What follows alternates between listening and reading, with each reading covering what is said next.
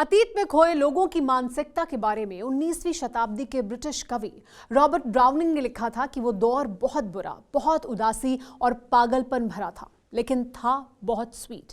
दुनिया के कई हिस्सों में इन दिनों में यही सोच तनाव बढ़ा रही है। तुर्की में जिस ऑटोमन साम्राज्य को 100 साल पहले जन क्रांति से खत्म किया गया, उसी तुर्की में राष्ट्रपति अर्दोआन फिर से ऑटोमन साम्राज्य उर्फ उस्मानी सल्तनत बहाल करने में जुटे हैं। हमारी टेली सीरीज के इस एपिसोड में देखिए अंजाम, अ कॉज ऑफ कंसर्न। 27 फरवरी 2018, काहरा मनमारा, तुर्की। तुर्की की राजधानी अंकारा से लगभग 600 किलोमीटर दूर राष्ट्रपति रेजेप तैयब अर्दोआन अपनी पार्टी के राष्ट्रीय सम्मेलन में भाषण दे रहे थे। सामने सैनिकों जैसी वर्दी पहने 6 साल की एक बच्ची न जाने क्यों सुबक रही थी। अर्दोआन ने उसे स्टेज पर बुलाया, दुलारा और उसकी जेब में तुर्की का झंडा देखकर बोल पड़े। बच्चों को किसी भी देश का भविष्य कहा जाता है। तुर्की के उसी भविष्य को राष्ट्रपति अर्दोआन शहादत के लिए तैयार कर रहे थे, क्योंकि उन्हें तुर्की का भूतकाल पसंद है। वो आज के तुर्की को 900 साल पुराने उस्मानी सल्तनत से बदलना चाहते हैं। अर्दोआन जिस ऑटोमन साम्राज्य का सपना देख रहे हैं, उसकी शुरुआत साल 1299 में 12,20,000 वर्ग किलोमीटर क्षेत्र से हुई थी। साल 1517 में ऑटोमन साम्राज्य की जगह इस्लामिक खलीफा का राज शुरू हुआ और तुर्की का विस्तार 1683 में 52 लाख वर्ग किलोमीटर क्षेत्र में हो गया।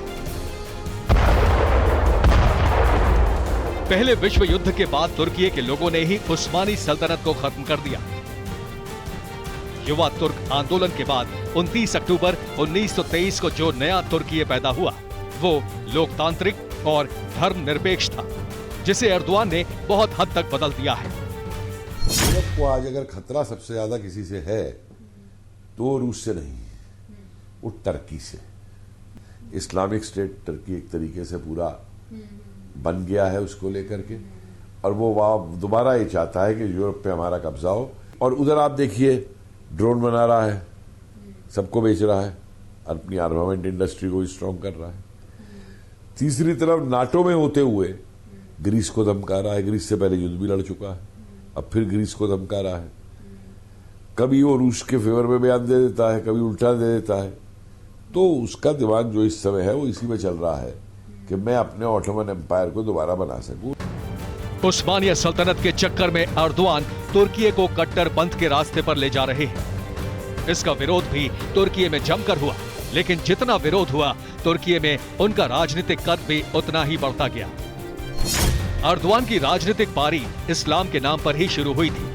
शुरुआत में 3 चुनाव हारने के बाद अर्दोआन 1994 में इस्तांबुल के मेयर चुने गए। तुर्की की सरकार ने अर्दोआन के राजनीतिक दल वेलफेयर पार्टी को कट्टरपंथी और देश की धर्मनिरपेक्षता के लिए खतरा मानते हुए 1998 में बैन कर दिया। अर्दोआन को गिरफ्तार भी किया गया और उन्हें 10 महीने कैद की सजा भी सुनाई गई। साल 2001 में अर्दोआन ने जस्टिस एंड डेवलपमेंट पार्टी बनाई और इस्लामी राष्ट्रवाद के मुद्दे पर वो 2003 में तुर्की के प्रधानमंत्री बन गए।